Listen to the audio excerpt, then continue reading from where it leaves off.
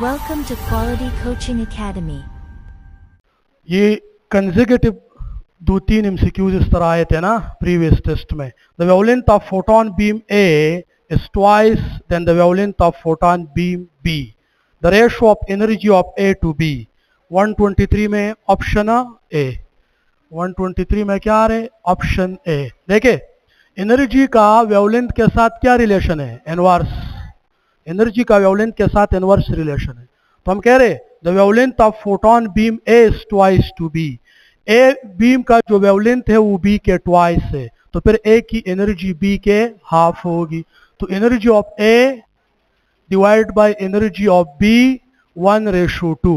क्योंकि A की wavelength double है उसकी एनर्जी हाफ, और B का वेवलेंथ हाफ है उसकी एनर्जी डबल, तो 1:2.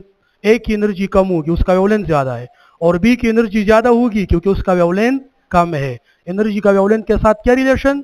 इनवर्स. और एनर्जी का फ्रीक्वेंसी के साथ क्या रिलेशन? तो अगर ये फ्रीक्वेंसी होती तो फिर 2:1. अगर वेवलेंथ है तो 1:2. Option A is the correct option in 123. Now 124. If the light can eject the electron from the metal surface, देखे the light can eject the electron from the metal surface. एक light metal surface से electron को exact कर सकता है. If one want to increase the number of ejected electron from the metal surface by using the same light, then which one must be increases? Intensity of light. देखे 124 में आ रहे option B. 124 option B. क्यों? देखे जब एक light electron को exact कर सकता है ना, एक लाइट इलेक्ट्रॉन को एजेक्ट कर सकता है, आप उसी लाइट की इंटेंसिटी को बढ़ाए तब वो लाइट ज्यादा इलेक्ट्रॉनों को एजेक्ट कर सकेगा. Intensity mean number of photon. Intensity mean what?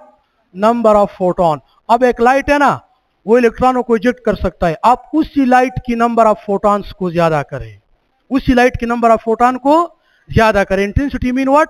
Number of photon. तो आप उसी लाइट की नंबर ऑफ फोटॉन्स बढ़ा दे, और हर फोटॉन जो है ना वो इंडिविजुअल इलेक्ट्रॉन के साथ इंटरेक्ट करता है. अगर 10 फोटॉन है तो 10 इलेक्ट्रॉन की एजेक्ट होने के चांसेस है. अगर 20 फोटॉन हो गए तो 20 इलेक्ट्रॉन एजेक्ट होंगे, क्योंकि फोटो इलेक्ट्रिक इफेक्ट में एक फोटॉन एक इलेक्ट्रॉन के साथ इंटरेक्ट करता है. तो अगर एक लाइट इलेक्ट्रॉन को एजेक्ट कर सकता है, इट मींस कि इसकी एनर्जी वर्क फंक्शन से ज्यादा है. अब आप उसी लाइट की जो इलेक्ट्रॉन को एजेक्ट कर सकता है, उसी लाइट की क्या इंक्रीज करे? इंटेंसिटी. नंबर ऑफ फोटॉन उसके बढ़ा दे, उनकी नंबर ऑफ फोटॉनों की तादाद बढ़ा दे, तो फिर क्या कर सकता है? ज्यादा इलेक्ट्रॉनों को एजेक्ट कर सकता है. जब ज्यादा इलेक्ट्रॉन एजेक्ट होंगे तो करंट भी बढ़ेगा. इसलिए नंबर ऑफ इलेक्ट्रॉन, सुन ले, number of electron ejected in photoelectric effect is directly proportional to the intensity of light. And intensity mean number of photon. Option B is the correct option in 124. Now 125 में देख ले. 125. In photoelectric effect, if the distance of the light source from the metal surface is double, the effect of photoelectric current. अब देखें photoelectric current जो है ना, इसमें आ रहे option C, B. Option B देखें, photoelectric current is directly proportional to intensity of light. photoelectric current का लाइट के साथ, लाइट की इंटेंसिटी के साथ क्या रिलेशन है? डायरेक्ट. बताया ना कि लाइट की इंटेंसिटी बढ़ाओ, नंबर ऑफ फोटोन बढ़ाओ, तो उससे इलेक्ट्रॉन ज्यादा एजेक्ट होंगे, और जब ज्यादा इलेक्ट्रॉन एजेक्ट होंगे तो ज्यादा करंट प्रोड्यूस हो सकेगा. तो photoelectric current is directly proportional to what? Intensity of light. और सुन ले, intensity is inversely proportional, intensity is inversely proportional to square of the distance of the light source. देखे लाइट सोर्स है, ये metal surface है, ये light source है, I current produce होता है. अभी मैंने लाइट सोर्स को मेटल सरफेस से डबल डिस्टेंस पे किया, डिस्टेंस को डबल किया, तो इंटेंसिटी ऑफ लाइट 4 टाइम कम हो जाएगी. अगर distance of the light source को मेटल सरफेस से लाइट सोर्स को डबल डिस्टेंस पे करते तो इंटेंसिटी क्या हो जाती है? इंटेंसिटी 4 टाइम कम हो जाती है. Distance of the light source from the metal surface, metal surface से लाइट हम फॉल करते हैं मेटल सरफेस के ऊपर. अब अगर ये लाइट सोर्स इधर है और आई करंट प्रोड्यूस होता है, आई, फिर मैंने लाइट सोर्स को इधर किया, डबल डिस्टेंस पे किया, तो लाइट सोर्स को डबल डिस्टेंस पे करने से लाइट की इंटेंसिटी में 4 टाइम की कमी आती है. डिस्टेंस डबल करोगे तो 2 का स्क्वायर क्या है? 4.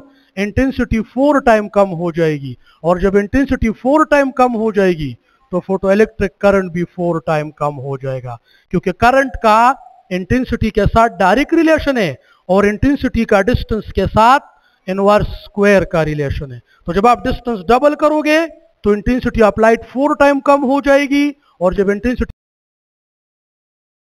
कम हो जाएगा। समझ आ गई इसकी समझ आ गई।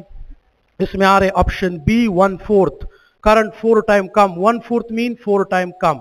नाउ 125 में आ रहे ऑप्शन बी। नाउ 126 को देखे, इन Compton effect the X-rays photons scattered with 120 degree, then the Compton shift will be what? 126 में आ रहे B, 126 option B. Compton shift जो है ना वो 120 डिग्री पे कितना होगा अगर एक्सरेस फोटोन स्केटर्ड हो जाए at the angle of what 120 degree पे अगर ये स्केटर्ड हो जाए। तो देखिए इधर कॉम्पटन शिफ्ट के लिए क्या फार्मूला है? कॉम्पटन शिफ्ट के लिए फार्मूला है h divided by m nought c 1 minus cos 120।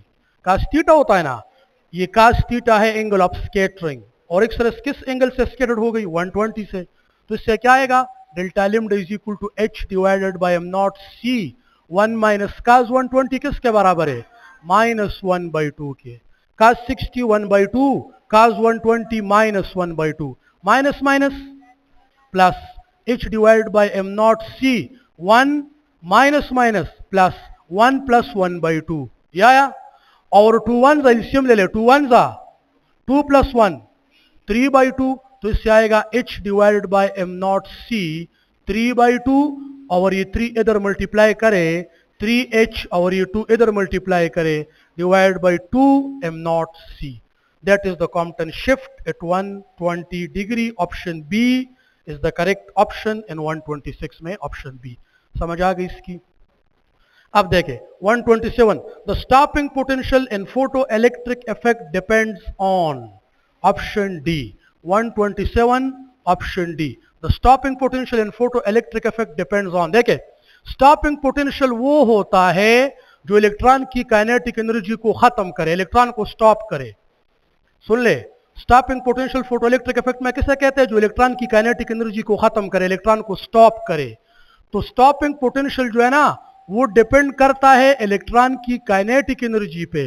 अगर इलेक्ट्रॉन के साथ काइनेटिक एनर्जी ज्यादा हो तो उसको स्टॉप करने के लिए ज्यादा पोटेंशियल चाहिए, ज्यादा स्टॉपिंग पोटेंशियल चाहिए, और अगर इलेक्ट्रॉन की काइनेटिक एनर्जी कम हो तो उसको स्टॉप करने के लिए कम स्टॉपिंग पोटेंशियल चाहिए। स्टॉपिंग पोटेंशियल किसे कहते हैं? जो इलेक्ट्रॉन की काइनेटिक एनर्जी को खत्म करे, स्टॉप करे इलेक्ट्रॉन को। तो stopping potential equals to EV0, kinetic energy of electron equals to EV0। V0 क्या है? Stopping potential. तो स्टॉपिंग पोटेंशियल इलेक्ट्रॉन की काइनेटिक एनर्जी खत्म करता है, स्टॉपिंग पोटेंशियल काइनेटिक एनर्जी पे डिपेंड करता है, और kinetic energy of electron depend करता है HF माइनस वर्क फंक्शन। तो अगर इलेक्ट्रॉन के साथ काइनेटिक एनर्जी ज्यादा हो उसके लिए स्टॉपिंग पोटेंशियल ज्यादा चाहिए। और काइनेटिक एनर्जी किस पे डिपेंड करती है? इनकमिंग लाइट की फ्रीक्वेंसी पे और work function of the metal पे। और फिर वर्क फंक्शन किस पे डिपेंड करता है? नेचर ऑफ द मेटल पे। वर्क फंक्शन किस पे डिपेंड करता है? तो stopping potential depends on kinetic energy, and kinetic energy depends on frequency and work function, and work function depends on nature of the metal. So stopping potential depends on frequency of incoming light and nature of the metal, type of metal, both A and C, both A and C. Option D is the correct option. समझ आ गई इसकी कि नहीं? 127 में आ रहे option D. Now 128 को देखिए, 128 देखिए, if the red color of visible light can eject the electron from the metal surface, red colour metal के सरफेस से इलेक्ट्रॉन इजेक्ट कर सकता है, then the blue colour must can eject the electron, must eject the electron, never eject the electron, may be, must. क्यों? क्योंकि blue colour की एनर्जी red से ज्यादा होती है। तो अगर रेड कलर इलेक्ट्रॉन को इजेक्ट कर सकता है तो फिर ये कंफर्म है कि ब्लू तो बिल्कुल कर सकता है। समझ आ गई? इसलिए must eject the electron, option A 128 में आ रहे ऑप्शन ए। ब्लू कलर की एनर्जी रेड से ज्यादा होती है, और हम कहते हैं रेड कलर इलेक्ट्रॉन को इजेक्ट कर सकता है। तो रेट से जो नीचे है ना एनर्जी, वो फिर उसकी पॉसिबिलिटी है कि वो एजेक्ट ना करे, लेकिन रेट से ज्यादा एनर्जी वाले तो बिल्कुल एजेक्ट कर सकते हैं। तो ब्लू की एनर्जी रेट से ज्यादा होती है। Option A is the correct option. Now 129, the kinetic energy of ejected electron in the photo electric effect depends on, वही बात, काइनेटिक एनर्जी ऑप्शन डी इसमें आ रहे, 129 में आ रहे option D. Kinetic energy of ejected electron equals to H F minus work function, और F क्या है, frequency of incoming light, and work function is the what energy required for any metal to eject the electron from the surface of the metal. Work function depends on the nature of the metal. Every metal have their own work function, and kinetic energy depends on two factor, incoming light की frequency पे और work function पे। और work function किस पे depend करता है, nature of the metal पे। तो kinetic energy depend कर रही है nature of the metal पे और incoming light की frequency पे। Both A and C is the correct option. Option D is the correct option. Now 130 को देखें, the shortest wavelength associated with Lyman series, 130 को देखें, इसमें आ रहे A, the shortest wavelength associated with Lyman series। देखें, अब एक बात नोट करें, Lyman series, बाल्मर सीरीज, जो पास्टन है, ब्रैकेट है और पी फंड, इन सारे सीरीज में शॉर्टेस्ट वेवलेंथ मालूम करना हो तो इनकी जगह इन्फिनिटी पुट करनी है। हर एक सीरीज में शॉर्टेस्ट वेवलेंथ मालूम करना हो तो इनकी जगह इन्फिनिटी पुट करनी है, बस। ये हर एक सीरीज के लिए फार्मूला है। जिधर से वो सीरीज स्टार्ट होता है वो नहीं, इनकी जगह इन्फिनिटी पुट करनी है। जिधर से इलेक्ट्रॉन आते हैं, तो जब इलेक्ट्रॉन किसी भी शेल में इन्फिनिटी से आ जाए, किसी भी शेल में, उसकी वेवलेंथ सबसे शॉर्टेस्ट होगी। तो लाइमन सीरीज का फार्मूला क्या है वेवलेंथ का, 1 over lambda is equal to R equals to 1 over 1 square minus 1 over, ये है कि नहीं। अब बाल्मर में क्या है, 2 square minus 1 over n square. Paschen में क्या है, 3 स्क्वायर माइनस 1 ब्रैकेट में 4 स्क्वायर। बस आप जिस सीरीज में भी शॉर्टेस्ट वेवलेंथ मालूम करते हैं, इनकी जगह इन्फिनिटी पुट करो, बस। आप इनकी जगह इन्फिनिटी पुट करो तो 1 over lambda is equal to what, R. 1 over 1 square तो 1 देता है ना, minus 1 over infinity, anything divided by infinity 0, anything divided by infinity 0, ये तो 0 हुआ। अब सुन ले, 1 over lambda is equal to R into 1, क्योंकि 1 ओवर 1 1 देता है, minus anything divide by infinity 0। तो 1 over lambda is equal to are, और इसको उल्टा करें, लैम्डा मालूम करना है, तो lambda is equal to 1 by R. That is the shortest wavelength in Lyman series. Option A is the correct option. तो 130 में आ रहे ऑप्शन ए। समझ आ गई इसकी। 131 को देखें,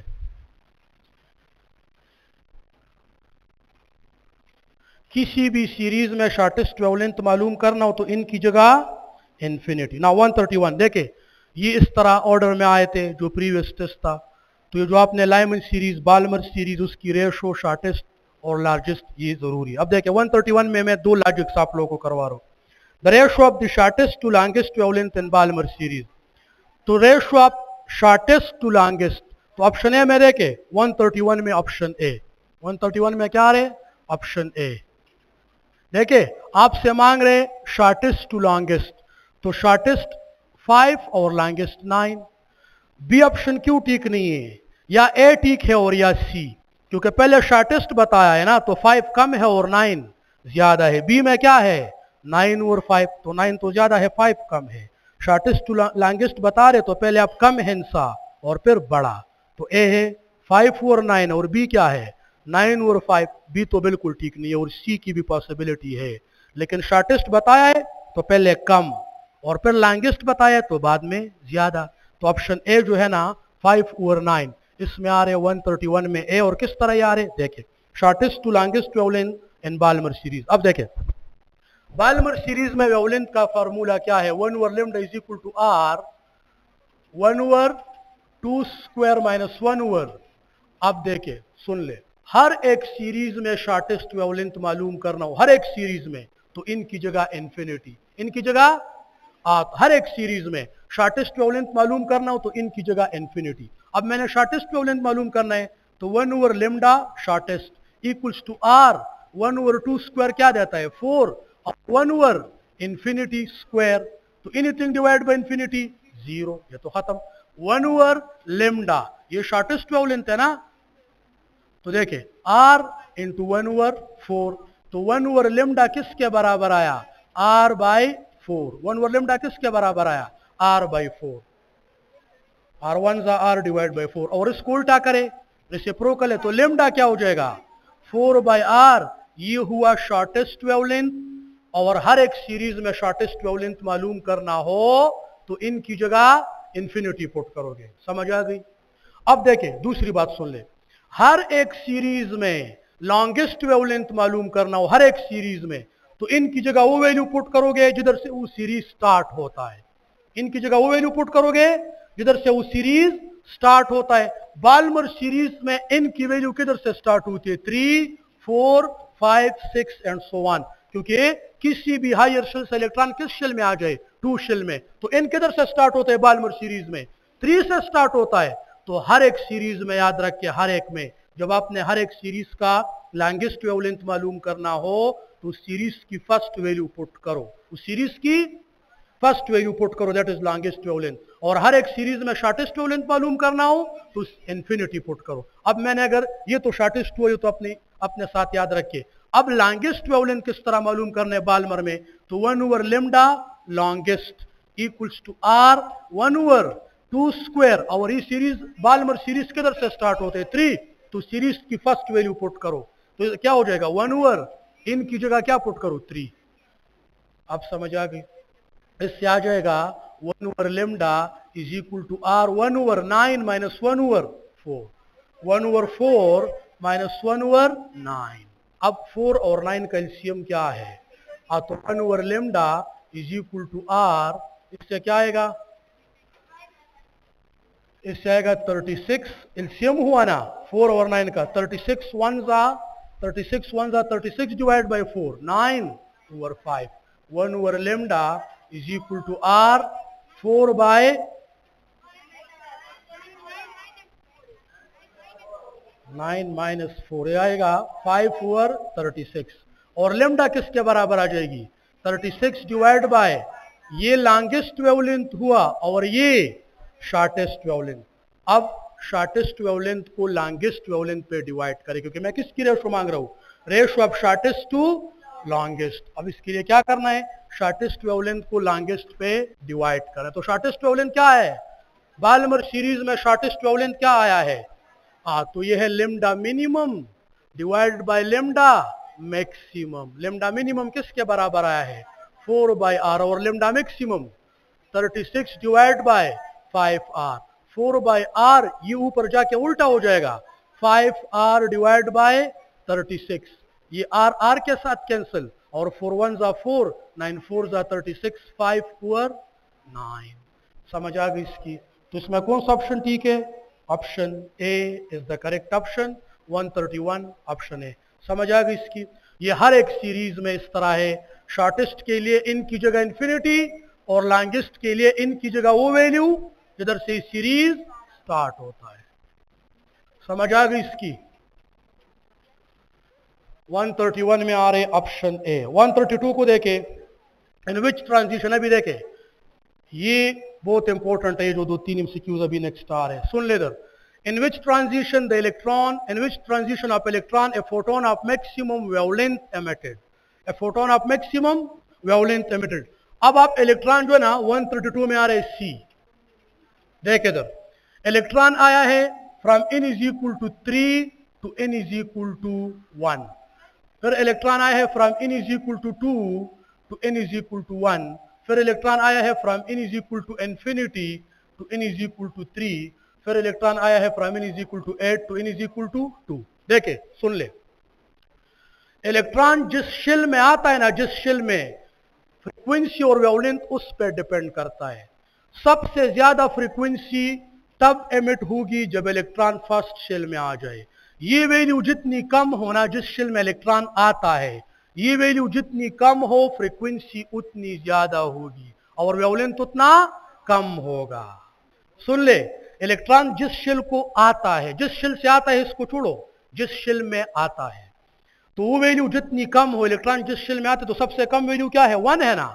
तो इलेक्ट्रॉन जिस शेल में आता है वो वैल्यू जितनी कम हो एनर्जी उतनी ज्यादा होगी। सबसे ज्यादा एनर्जी कब एमिट होगी? जब इलेक्ट्रॉन फर्स्ट शेल में आ जाए। फिर ज्यादा एनर्जी कब होगी? जब इलेक्ट्रॉन सेकंड शेल में आ जाए। फिर एनर्जी कब ज्यादा होगी? जब इलेक्ट्रॉन थर्ड शेल में आ जाए। और एनर्जी और वेवलेंथ का क्या रिलेशन है? और फ्रीक्वेंसी और वेवलेंथ का इनवर्स। तो इलेक्ट्रॉन जिस शेल में आ जाए ना, इधर जिस शेल में इलेक्ट्रॉन आया है उसमें सबसे बड़ी वैल्यू कौन सी है? 3। सबसे बड़ी वैल्यू 3 है ना। तो इलेक्ट्रॉन बड़े शेल में आ जाए, बड़ी वैल्यू, इनकी वैल्यू ज्यादा हो तो फ्रीक्वेंसी कम और वेवलेंथ ज्यादा। फ्रीक्वेंसी कम, वेवलेंथ ज्यादा। देखिए इधर मैं आप लोग को एक्सप्लेन कर रहा हूं। इधर भी इलेक्ट्रॉन 1 में आया है, इधर भी 1 में आया है, तो फिर इन दोनों में एनर्जी ज्यादा होगी, वेवलेंथ कम। और इलेक्ट्रॉन इधर आया है 2 में और इधर आया है 3 में, तो इधर जिस शेल में इलेक्ट्रॉन आया है ना, जिस शेल में आया है उसकी वैल्यू ज्यादा हो तो वेवलेंथ ज्यादा, फ्रीक्वेंसी कम। बस इनकी वैल्यू, जिस शेल में इलेक्ट्रॉन आया है, देखिए इलेक्ट्रॉन आया है फर्स्ट शेल में, फिर आया सेकंड शेल में, फिर आया थर्ड शेल में, फिर आया फोर्थ शेल में। किधर से? 8th शेल से। इलेक्ट्रॉन 8th शेल से फर्स्ट में आया, सेकंड में आया, थर्ड में आया, फोर्थ में आया।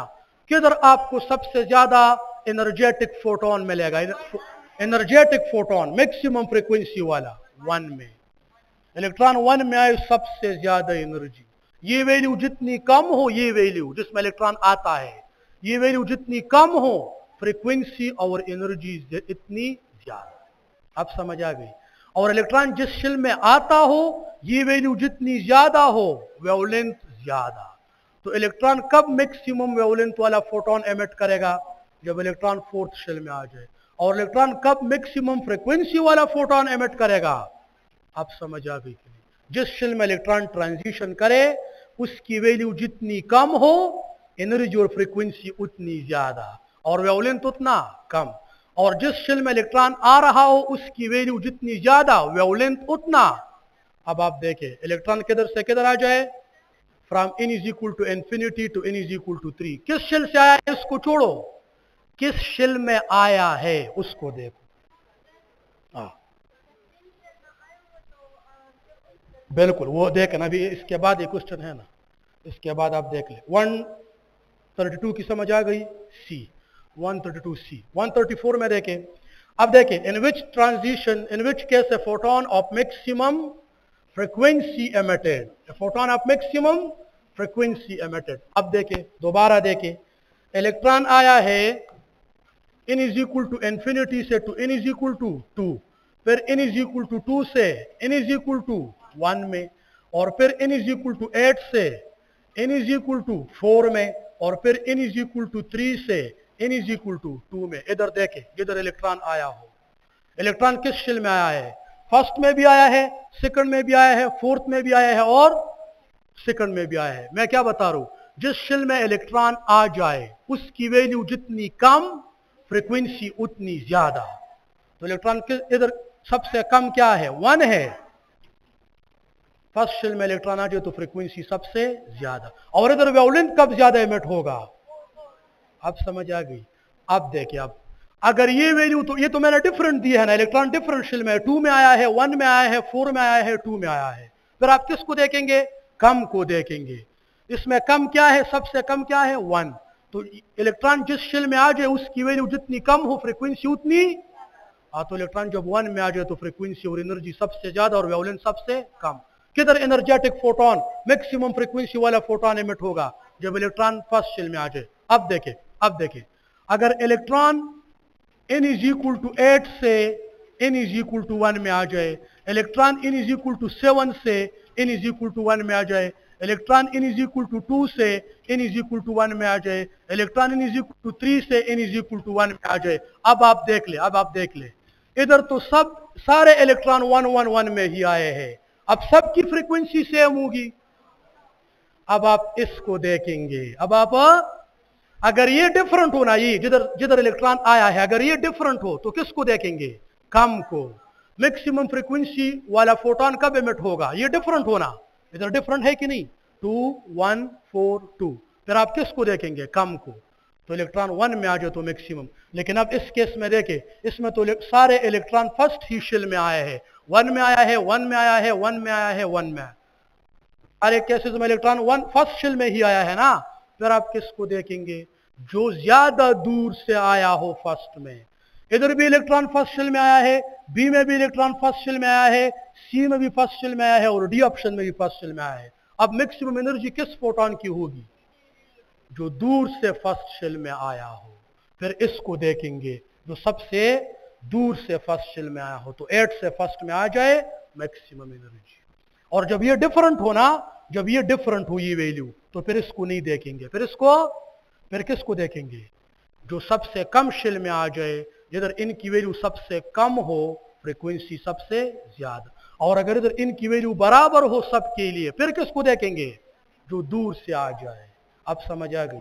तो ये कंसेप्ट है। 133 में आ रहा है ऑप्शन बी, 133 ऑप्शन बी।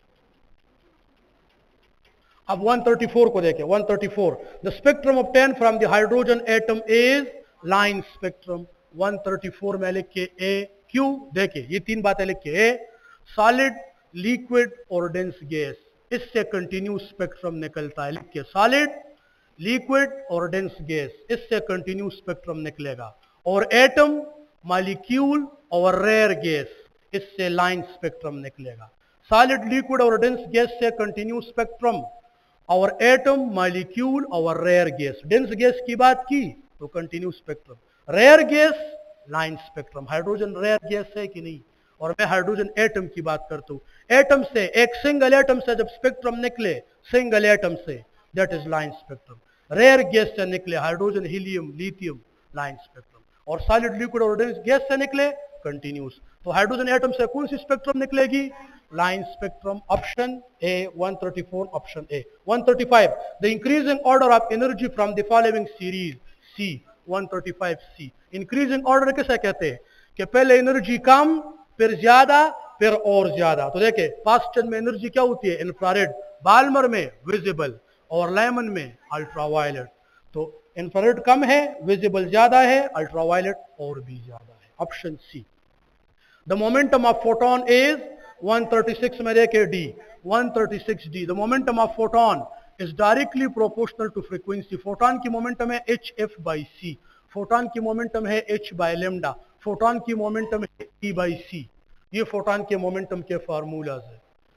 तो मोमेंटम ऑफ फोटोन का फ्रीक्वेंसी के साथ क्या रिलेशन है? डायरेक्ट एनर्जी के साथ, डायरेक्ट और वेवलेंथ के साथ इनवर्स। बस याद रखिए। ज्यादा एनर्जेटिक फोटोन ज्यादा मोमेंटम रखता है। गेमा की सबसे ज्यादा मोमेंटम होगी, गेमा की, क्योंकि उसकी फ्रीक्वेंसी ज्यादा है। समझ आ गई इसकी? Option D. 137, all electromagnetic radiation have the dash in vacuum.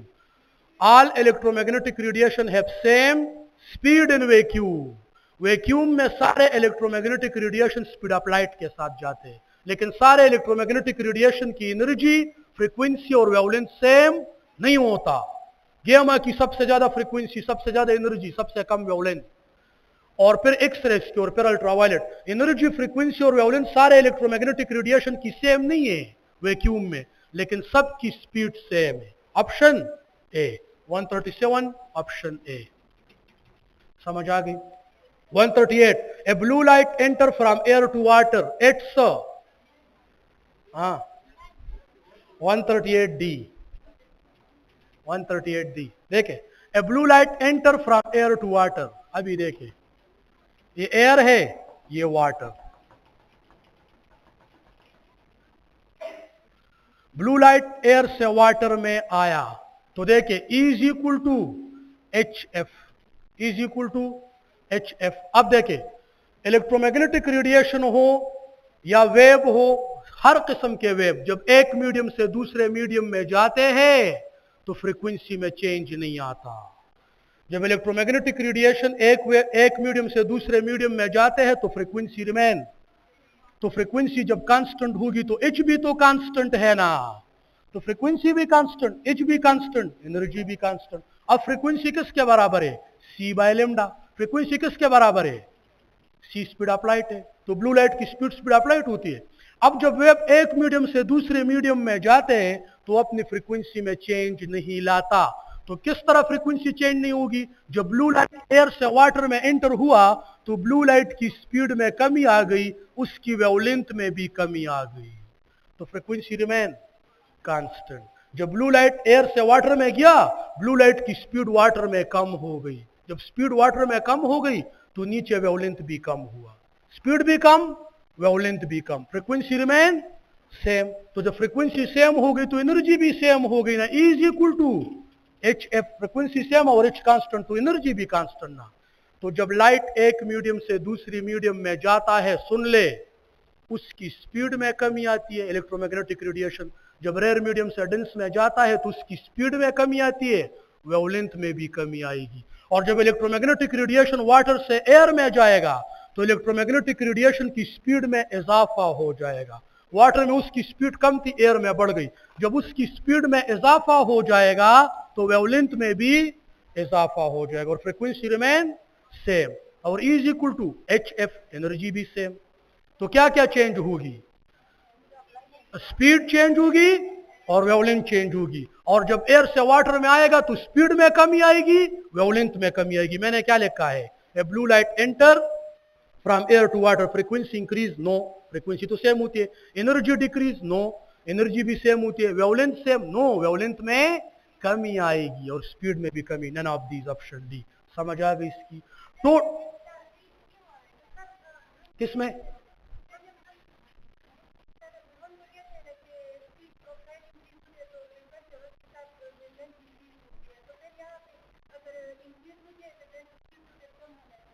देखे frequency depends on the nature of the light, electromagnetic radiation. frequency depends on the source से एक लाइट को फ्रीक्वेंसी मिल गई 100 हर्ट्ज, वो रिमेन 100 हर्ट्ज होगी, वो मीडियम चेंज करता रहेगा, वाटर एयर ग्लास, वो जिस मीडियम में भी जाएगा उतनी फ्रीक्वेंसी रखेगी जो सोर्स ने उसको दी है।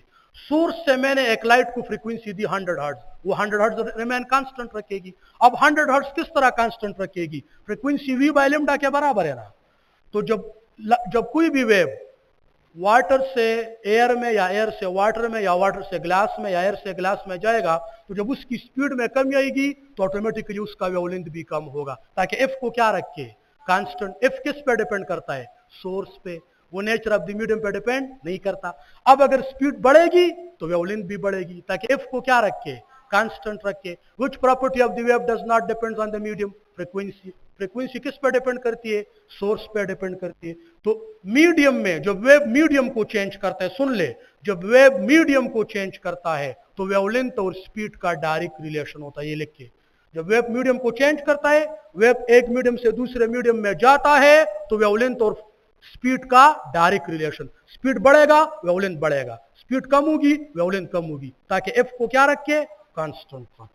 ऑप्शन इसमें आ रहे डी, नन ऑफ दीज। 139 इन बिल्कुल। साउंड वेव जब एयर से वाटर में जाता है तो साउंड वेव की स्पीड बढ़ती है, साउंड वेव की स्पीड, उसका वेवलेंथ भी बढ़ता है उसका, और frequency remain constant. Electromagnetic wave जब एयर से वाटर में आता है तो स्पीड कम, वेवलेंथ भी कम। लेकिन जब साउंड वेव एयर से वाटर में आता है तो साउंड की स्पीड वाटर में बढ़ गया, स्पीड बढ़ गया, साउंड की स्पीड बढ़ गई वाटर में, वेवलेंथ भी बढ़ा, फ्रीक्वेंसी रिमेन कांस्टेंट। बस ये याद रखें, मीडियम चेंज करते वक्त वेव की वेवलेंथ और स्पीड का क्या रिलेशन? डायरेक्ट। और फ्रीक्वेंसी मीडियम चेंज करने से डिपेंड नहीं करता। आप मीडियम को चेंज करते रहे, फ्रीक्वेंसी रिमेन सेम। अब देखें 139, in which case x-ray photon can be emitted in hydrogen atom. 139 में देखे ऑप्शन डी। देखे हाइड्रोजन एटम कभी भी एक्सरे एमिट नहीं कर सकती। हाइड्रोजन में सबसे ज्यादा एनर्जी कब एमिट होगी? जब इलेक्ट्रॉन किसी भी हायर शेल से फर्स्ट शेल में आ जाए, और वो कौन सी एनर्जी होती है? अल्ट्रावायलेट। सबसे ज्यादा एनर्जी हाइड्रोजन एटम जो एमिट कर सकती है वो अल्ट्रावायलेट है, और एक्सरे की एनर्जी अल्ट्रावायलेट से ज्यादा होती है। हाइड्रोजन कब सबसे मैक्सिमम एनर्जी हाइड्रोजन एटम में एमिट होती है? जब इलेक्ट्रॉन किसी भी हायर शेल से फर्स्ट शेल में आ जाए। फर्स्ट शेल से तो नीचे शेल ही नहीं होता, तो जब इलेक्ट्रॉन किसी भी हायर शेल से फर्स्ट शेल में आ जाए तो सबसे ज्यादा एनर्जी, और वो एनर्जी किस शेल में होती है? किस रेंज में होती है? अल्ट्रावायलेट में। और एक्सरेस क्या है? अल्ट्रावायलेट से ज्यादा है। इसलिए कभी भी हाइड्रोजन एटम एक्सरे एमिट अगर इलेक्ट्रॉन इन्फिनिटी से भी फर्स्ट शेल में आ जाए, इलेक्ट्रॉन इन्फिनिटी से भी फर्स्ट शेल में आ जाए तब भी अल्ट्रावायलेट, सेकंड शेल में आ जाए विजिबल, थर्ड में आ जाए इंफ्रारेड, फर्स्ट में आ जाए अल्ट्रावायलेट, और एक्सरेस की एनर्जी अल्ट्रावायलेट से ज्यादा। Option D. तो maximum energy emitted by hydrogen atom is ultraviolet. और मैंने क्या लिखा है? X-rays. 139 option D. 140 the ratio of the atomic number in atomic mass for alpha, option A. 140 में ए। क्यों? एटॉमिक नंबर अल्फा का क्या है? +2 और mass number 4, 2:4, 1:2। 141 beta emission can produces a isobar, 141 B. Isobar क्यों? बीटा एमिशन आइसोबार क्रिएट करते हैं। किस तरह? बीटा एमिशन से एटॉमिक नंबर में चेंज आता है, एटॉमिक मास रिमेन सेम। देखे ये एक्स एलिमेंट है ना, ए और जेड, इसने बीटा पॉजिटिव या नेगेटिव जो भी उसने एमिट किया, लेकिन बीटा एमिट किया, atomic mass same, atomic number increases by 1। ऐसा होता है कि नहीं? और आप आइसोबार किसे कहते हैं? Atoms of different element having same atomic mass, different atomic number. तो जब बीटा एमिट हो जाए तो इस पेरेंट एलिमेंट और डॉटर एलिमेंट का क्या होता है? पेरेंट और डॉटर एलिमेंट का एटॉमिक मासेस क्या होते हैं और एटॉमिक नंबर डिफरेंट। आइसोबार किसे कहते हैं? Same atomic mass, different atomic number. Isotopes same atomic number, different. और आइसोबार आइसोटोप्स का रेसिप्रोकल। और जब बीटा एमिट हो जाए तो मास में चेंज नहीं आता, चार्ज नंबर एटॉमिक नंबर में चेंज आता है, atomic number different, atomic mass same, beta emission produces isobar. Option B. 141 option B. 142 X A और जेड एमिट 4 टाइम कम हो जाएगी तो current 2 alpha 3 beta negative, then the atomic number atomic mass of final nuclei. 142 में क्या आ रहे? Option B. 142 option B. देखे ये एक्स एलिमेंट है ए और जेड, इसने 2 अल्फा एमिट किए। देखे इधर, एक अल्फा का मास कितना होता है? एक अल्फा का 4 और एक अल्फा का चार्ज 2, तो 2 अल्फा एमिट हो गए। एक अल्फा से मास में 4 कमी आती है, पेरेंट एलिमेंट की मास में 4 कमी आती है जब एक अल्फा एमिट हो जाए। तो जब 2 अल्फा एमिट हो जाए तो मास में 8 कमी आ गई। एक अल्फा एमिट हो जाए तो चार्ज में 2 कमी आती है। जब 2 अल्फा एमिट हो जाए तो चार्ज में 4, इससे नया एलिमेंट बना, उसका मास 8 कम और चार्ज 4 कम। क्योंकि एक अल्फा से मास में 4 कमी आती है तो 2 अल्फा से मास में 8 कमी। एक अल्फा चार्ज को 2 कम करता है, जब 2 अल्फा एमिट हो जाए तो चार्ज 4 कम हो जाता है। ये हुआ नया एलिमेंट। अब 2 अल्फा तो एमिट हो गए, इसके साथ और क्या एमिट हो गए? 3 beta positive, 3 beta negative. Beta negative क्या करता है? बीटा नेगेटिव एटॉमिक नंबर को 1 बढ़ाता है, atomic mass save. Beta negative atomic number को 1 इंक्रीज करता है। तो देखे जब 3 बीटा नेगेटिव तो A-8, ये -8 क्यों आया? ये तो अल्फा ने किया है ना, ये मास तो उसने कम किया है। बीटा की वजह से मास में कमी नहीं आएगी, लेकिन बीटा नेगेटिव से एटॉमिक नंबर 1 बढ़ता है। जब 3 बीटा नेगेटिव एमिट हो गए तो Z-4 वो तो अल्फा की वजह से आया था, और +3 क्यों लगाऊंगा? क्योंकि बीटा नेगेटिव एटॉमिक नंबर को 1 बढ़ाता है। तो 3 एमिट हो गए तो 3 बढ़ा, तो Z-4 + 3 -1, तो Y A-8 और Z-1। Option B is the correct option. Now 143 momentum of wave having wavelength is 1 × 10⁻⁴, option A. 143 में आ रहे ऑप्शन ए। देखे एक वेव का वेवलेंथ गिवन है, उसका मोमेंटम मालूम करो। वेव का वेवलेंथ गिवन है, उसका मोमेंटम मालूम करो। अब मोमेंटम किसके बराबर है? वेव का मोमेंटम बराबर होता है h/λ। h की क्या वैल्यू है? 6.63 × 10⁻⁻34। वेवलेंथ ऑफ वेव गिवन है 1 × 10⁻⁻9। इससे आएगा 6.63 × 10⁻⁻34 -9 -25 है इसमें ही। Option A is the correct option. Newton second. 144 which relation is correct? Option A. 144 में भी ए। देखे हीलियम एटम अल्फा के साथ 2 इलेक्ट्रॉन ऐड करो, alpha +2 electron equals to helium atom. Alpha क्या है? अल्फा हीलियम का न्यूक्लियस होता है। हीलियम में सुन ले, हीलियम में 2 प्रोटॉन, 2 न्यूट्रॉन, 2 इलेक्ट्रॉन। अल्फा में 2 प्रोटॉन, 2 न्यूट्रॉन, 2 इलेक्ट्रॉन नहीं होते। हीलियम और अल्फा में क्या फर्क है? हीलियम में दो प्रोटॉन, दो न्यूट्रॉन, दो इलेक्ट्रॉन। अल्फा में दो प्रोटॉन, दो न्यूट्रॉन होते हैं, उसके साथ इलेक्ट्रॉन। तो जब अल्फा दो इलेक्ट्रॉन गेन करता है तो हीलियम एटम बन जाता है, और जब हीलियम एटम दो इलेक्ट्रॉन लॉस करते हैं तो अल्फा बन जाती है। बस helium atom minus 2 electron alpha, alpha plus 2 electron वापस हीलियम एटम। समझ आ गई इसकी? क्योंकि अल्फा हीलियम का न्यूक्लियस होता है। Option A 145, alpha particle have high ionization power due to their greater charge, greater mass, both, none. 145 में ऑप्शन सी बोथ। देखिए, ionization power depends on the charge and mass density of the medium और all of these. Ionization power के लिए लिखे, ionization power depends on the charge of the particle, mass of that particle और density of the medium, ये medium की density पे भी depend करता है, और ऑल ऑफ दीज। तो मैंने ये दो दिया है। अल्फा का आयोनाइजेशन पावर क्यों ज्यादा है? अल्फा का चार्ज ज्यादा है। अल्फा की आयोनाइजेशन पावर क्यों ज्यादा है? उसका मास ज्यादा है। अल्फा जब मीडियम में जाते हैं तो मीडियम के एटमों से इलेक्ट्रॉन निकालते हैं, और मीडियम के एटमों से इलेक्ट्रॉन निकालने का मतलब उस पर प्लस चार्ज लाते हैं, उसको आयन बना देता है। इसको कहते हैं आयोनाइजेशन पावर। और आयोनाइजेशन पावर किस पे डिपेंड करते हैं? मास और चार्ज पे डायरेक्टली। अल्फा का मास भी ज्यादा है, चार्ज भी ज्यादा है, that is why greater ionization power. Option C. Now 146 को देखें, 146 को देखें। The half life of the given sample is 50 minutes. After 100 minutes, the ratio of decay to remaining sample 3:1. 146 में आ रहे बी। अब सुन ले, एक एलिमेंट का हाफ लाइफ कितना है?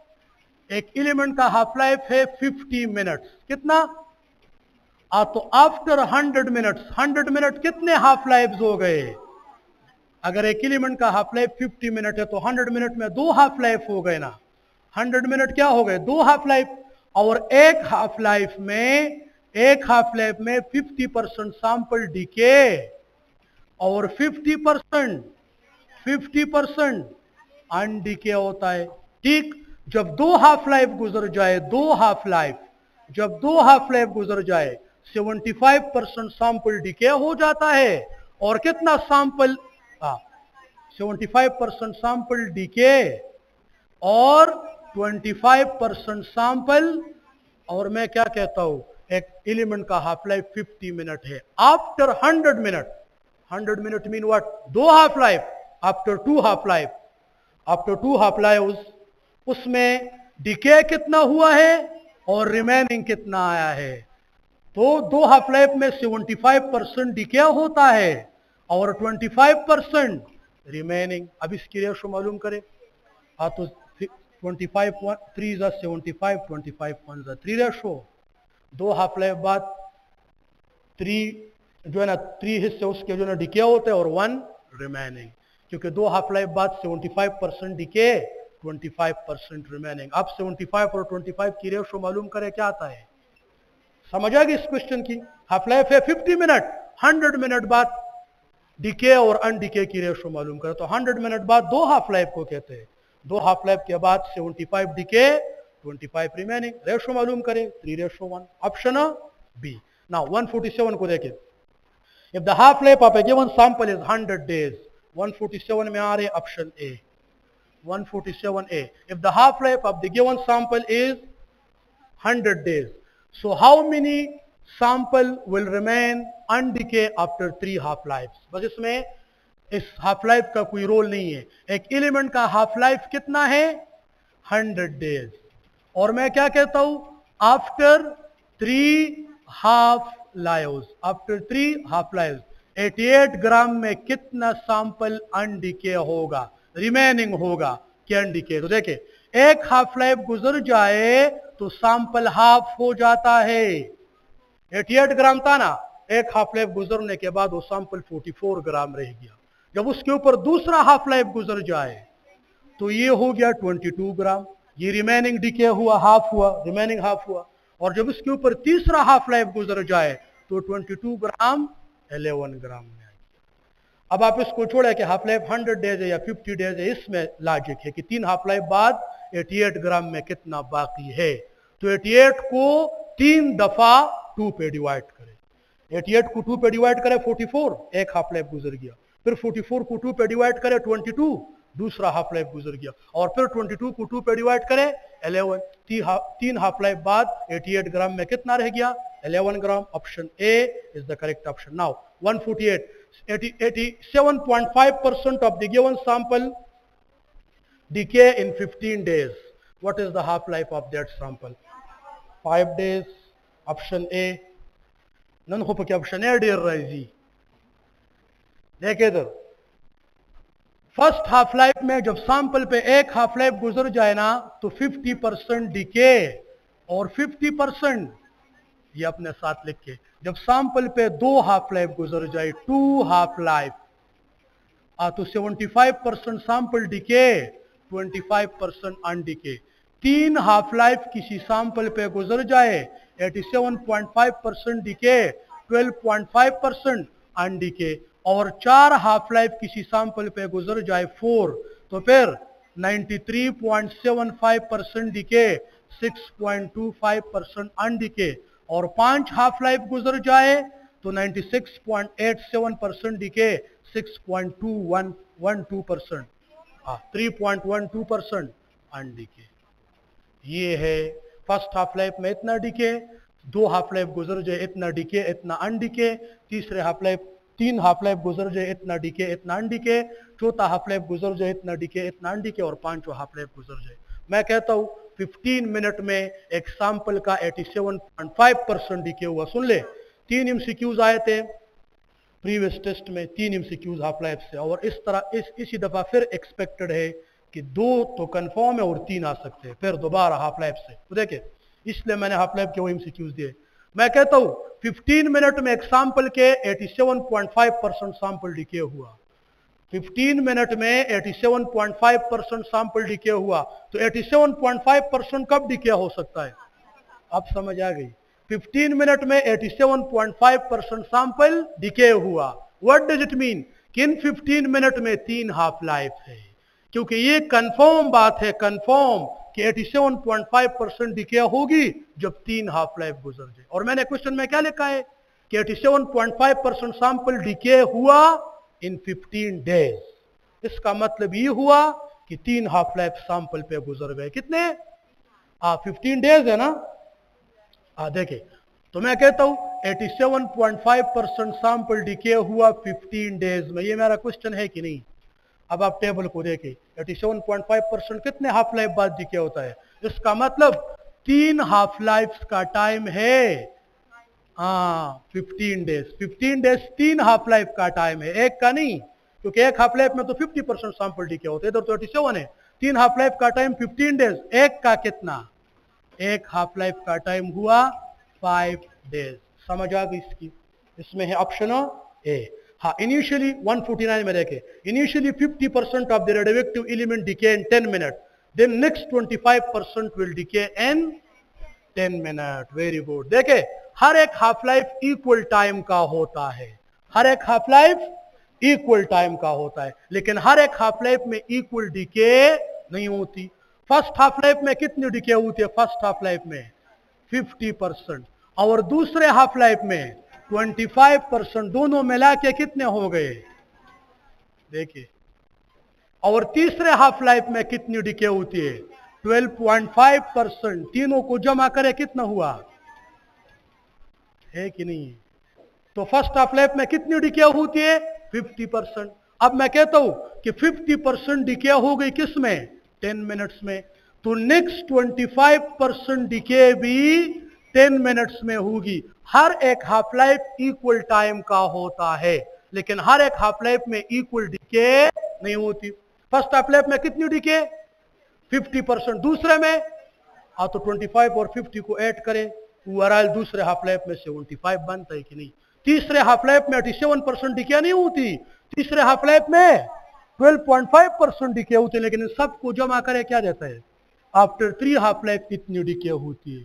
फर्स्ट हाफ लाइफ में 50%, सेकंड में 25, थर्ड में तो इसको जमा करें तो ये बनता है। तो अगर फर्स्ट हाफ लाइफ में 50% 10 मिनट में होती है, तो सेकंड हाफ लाइफ भी 10 मिनटों का होगा।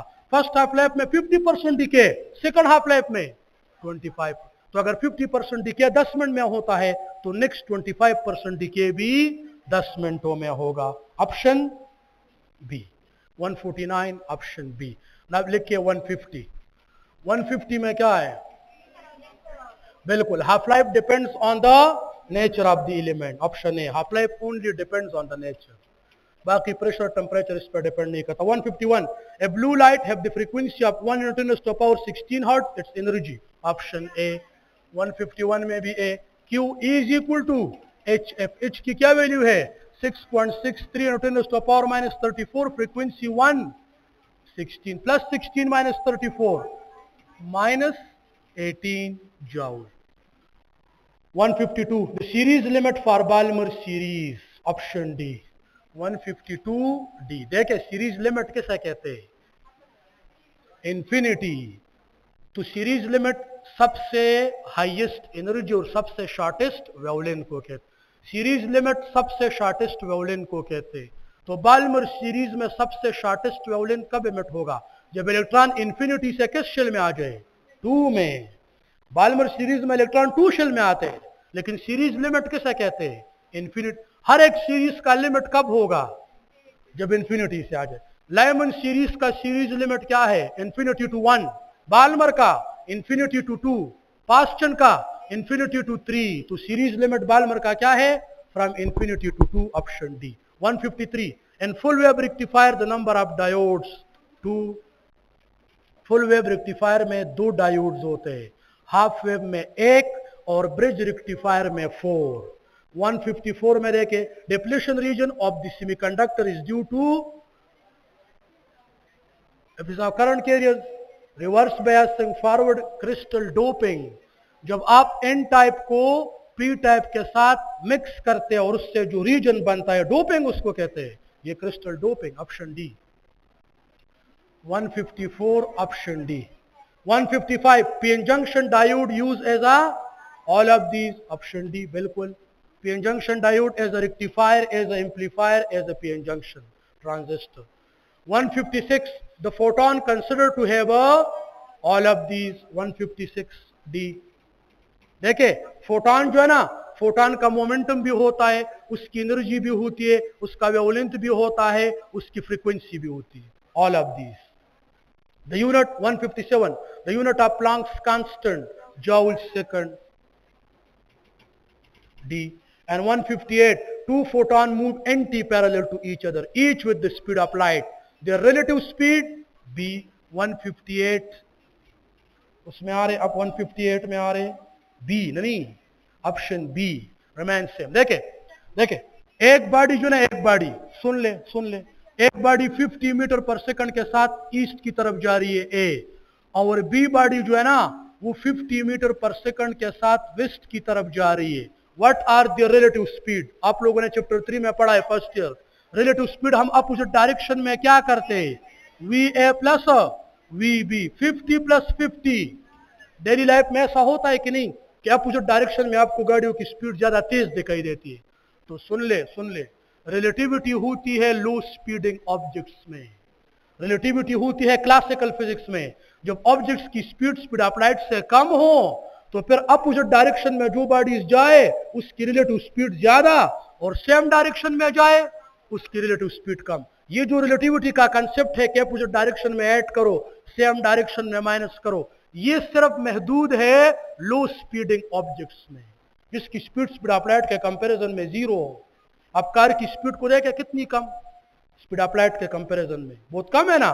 तो क्लासिकल फिजिक्स में मैक्रो लेवल ऑब्जेक्ट्स जो बहुत कम स्पीड के साथ जाए, 50 kilometre per hour, 100 kilometre per hour, इस तरह, उनमें रिलेटिविटी है अपोजिट डायरेक्शन में क्या करोगे? ऐड। लेकिन जब बात स्पीड ऑफ लाइट तक पहुंच जाती है, एक फोटोन स्पीड ऑफ लाइट से इस तरफ जा रहे, दूसरा फोटोन स्पीड ऑफ लाइट के साथ इस तरफ जा रहे, तो उनकी रिलेटिव स्पीड इस तरह नहीं करोगे कि ऐड करोगे v1 + v2 c + c, ये तो 2c हुआ।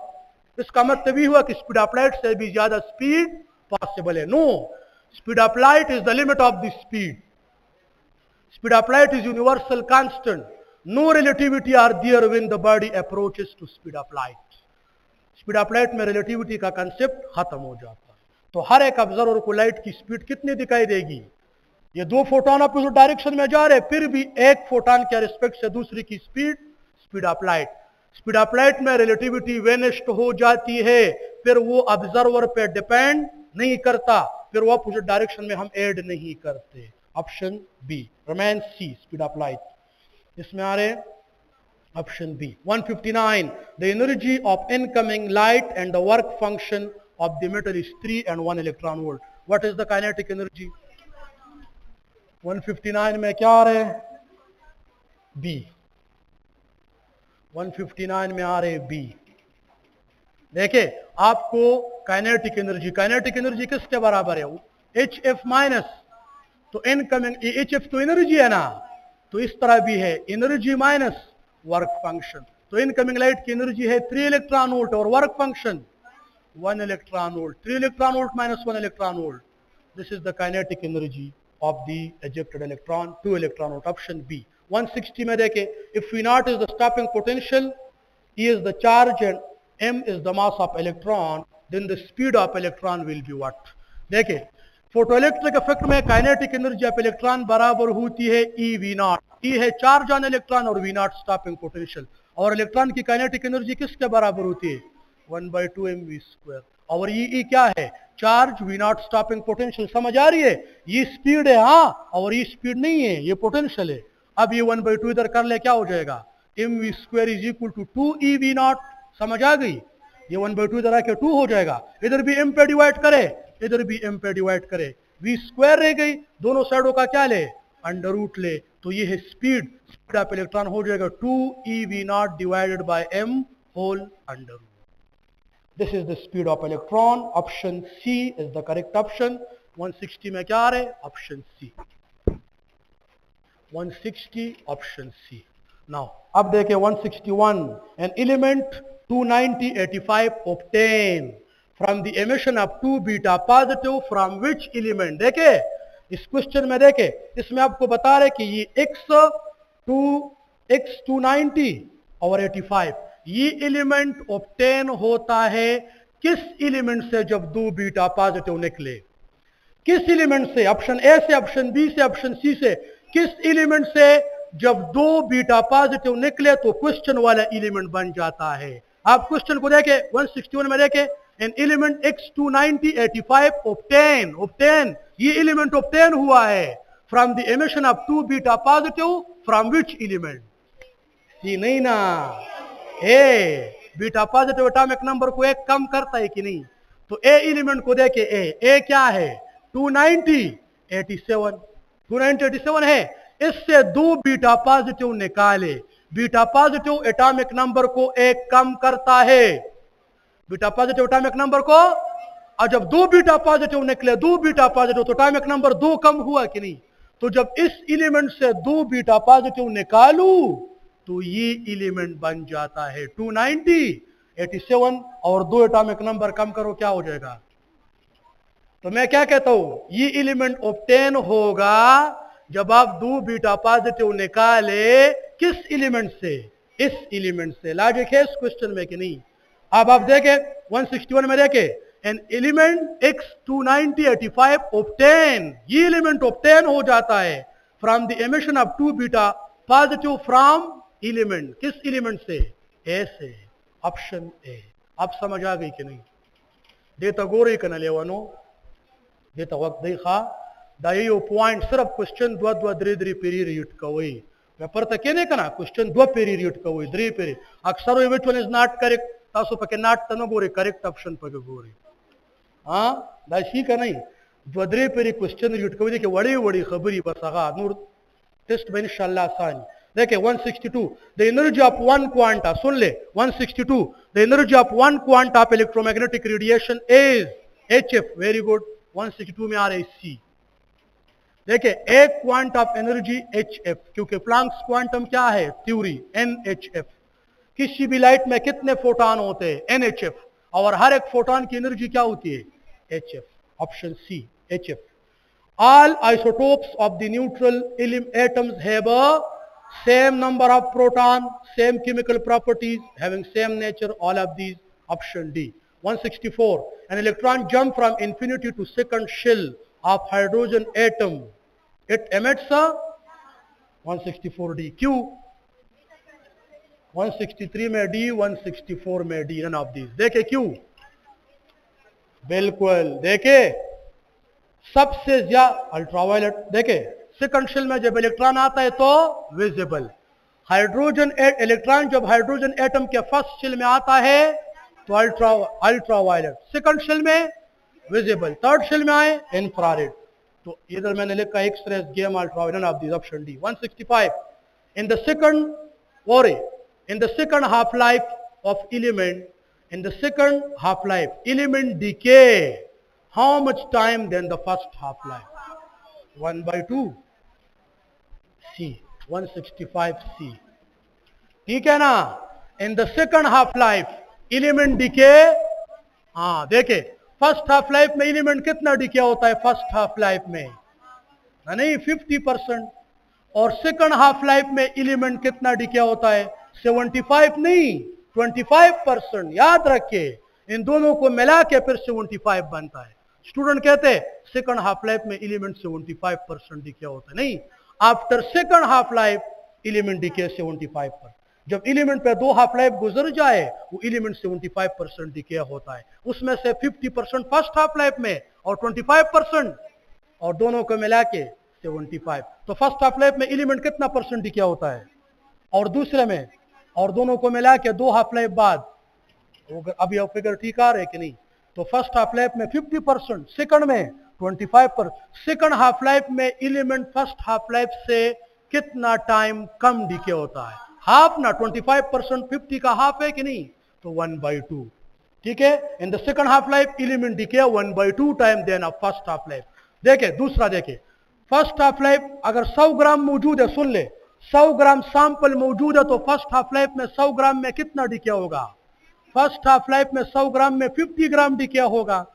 अब 50 ग्राम रह गया तो नेक्स्ट हाफ लाइफ में तो 50 ग्राम रह गया दूसरे हाफ लाइफ के लिए. तो 50 ग्राम में कितना डिके होगा?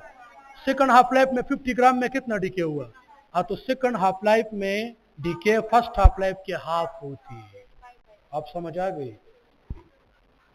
इसमें है ऑप्शन सी. 165 में सी. 166 में देखे 166 2 gamma emission can change D. देखे D. gamma emission नए एटॉमिक नंबर को चेंज करता है, नए एटॉमिक मास को. gamma is electromagnetic radiation. It have no mass, no charge. No mass. That is why it neither change the atomic mass, neither change the atomic number. 167. Two metal A and B have their work function of 1.65, 3.32, the ratio of the wavelength of incoming light to eject the electron from these shells. देखिए work function है 1.65, 3.30. इनसे points निकाले 165, 330. इसको अब आप simplify करें 1:2 आ रही है कि नहीं? 330 165 का डबल है कि नहीं? तो वर्क फंक्शन की क्या रेशो है? और वर्क फंक्शन एनर्जी है, HF भी है और HC बाय लैम्डा भी है. वर्क फंक्शन तो एनर्जी है, minimum energy required to eject the electron from the metal surface. तो वर्क फंक्शन का वेवलेंथ के साथ क्या रिलेशन है कि नहीं? तो वेवलेंथ ऑफ इनकमिंग लाइट की रेशो क्या होनी चाहिए? क्यों? जिस मेटल का वर्क फंक्शन कम वो बड़े वेवलेंथ वाले लाइट से भी इलेक्ट्रॉन इजेक्ट हो सकते हैं उस मेटल से, और जिस मेटल का वर्क फंक्शन ज्यादा होता है उससे इलेक्ट्रॉन निकालने के लिए शॉर्टर वेवलेंथ की जरूरत होगी. Shorter wavelength mean more energy. Shorter wavelength mean तो स्मॉलर द वर्क फंक्शन उसके लिए बड़ा वेवलेंथ भी इलेक्ट्रॉन निकाल सकते हैं. जब वर्क फंक्शन ज्यादा हो तो शॉर्टर वेवलेंथ फिर जरूरी होगी. Shorter wavelength mean more energy. Work function और वेवलेंथ का इनवर्स रिलेशन, क्योंकि वर्क फंक्शन खुद एनर्जी होती है. HF और HC बाय लैम्डा. 166 में आ रहे B, 167 में B. समझ आ गई? 2:1. 168 the ratio of the ionization of energy of hydrogen atom for first to second excited state. First to second shell. तो देखिए ionization energy is directly proportional to 4:1. First to second, inversely proportional to n square. Inversely proportional to n square. तो देखिए इनकी value क्या है? First to second ना, first to second shell. N square की क्या आ गई? फर्स्ट का 1 का स्क्वायर 1 और 2 का स्क्वायर और आयोनाइजेशन एनर्जी की क्या आ गई, आयोनाइजेशन एनर्जी ये आ गई 4 रेशो। आयोनाइजेशन एनर्जी का n स्क्वायर के साथ इनवर्स रिलेशन, n स्क्वायर के साथ, n क्या है, नंबर ऑफ शेल, n क्या है, तो फर्स्ट टू सेकंड शेल, तो n की वैल्यू क्या हो गई 1:2, n स्क्वायर की क्या हो गई 1 स्क्वायर 1, 2 स्क्वायर 4, और इनवर्स करो, इनवर्स रिलेशन में हम रेशो को उल्टा करते, तो 1:4 से क्या हुआ 4:1, तो फर्स्ट शेल से इलेक्ट्रॉन निकालने के लिए ज्यादा एनर्जी और सेकंड शेल से इलेक्ट्रॉन निकालने के लिए कम एनर्जी, ठीक है ना। फर्स्ट शेल से इलेक्ट्रॉन निकालना ज्यादा मुश्किल होता है, फर्स्ट शेल मीन जो न्यूक्लियस के करीब होता है, ग्राउंड स्टेट, तो ग्राउंड स्टेट में ज्यादा एनर्जी चाहिए ग्राउंड स्टेट से इलेक्ट्रॉन निकालना, और सेकंड शेल से निकालना कम एनर्जी, और फर्स्ट शेल से इलेक्ट्रॉन निकालते हो तो कितनी ज्यादा एनर्जी दोगे 4 time compare to second shell, 4:1। इसमें आ रहे ऑप्शन बी 168B।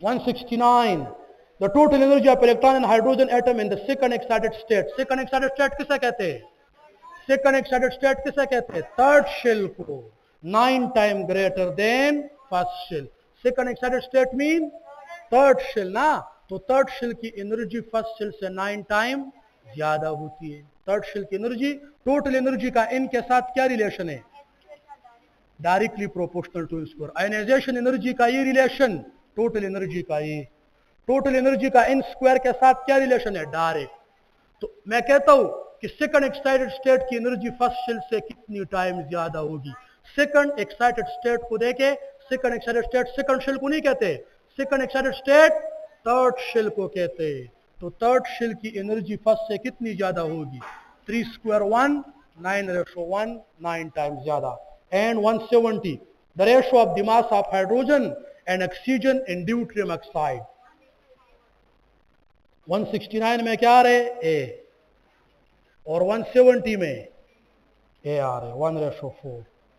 देखिए the ratio of the mass of hydrogen to oxygen in deuterium oxide, देखिए ड्यूट्रियम ऑक्साइड किसे कहते हैं, deuterium oxide heavy water, deuterium oxide उसको कहते हैं जिसमें हाइड्रोजन का ड्यूट्रियम वाला आइसोटोप यूज हुआ हो, हाइड्रोजन के 3 आइसोटोप्स है कि नहीं, protium deuterium tritium, protium simple water, simple water में हाइड्रोजन का वो एटम होता है जिसका मास 1 है, ड्यूट्रियम ऑक्साइड में हाइड्रोजन का वो आइसोटोप्स होता है जिसका मास 2 है, तो ड्यूट्रियम ऑक्साइड का फार्मूला भी 2 है, लेकिन ड्यूट्रियम ऑक्साइड में ड्यूट्रियम वाला हाइड्रोजन यूज हुआ होता है, और ड्यूट्रियम हाइड्रोजन का कितना मास है 2, और इस 2 का क्या मतलब 2 एटम, और ऑक्सीजन का मास 16 और हाइड्रोजन का मास 2, ड्यूट्रियम ऑक्साइड में ड्यूट्रियम हाइड्रोजन यूज होता है, और ड्यूट्रियम हाइड्रोजन का कितना मास होता है 2, और इस 2 का क्या मतलब है 2 एटम, 2 2 जा 4:16, 1:4।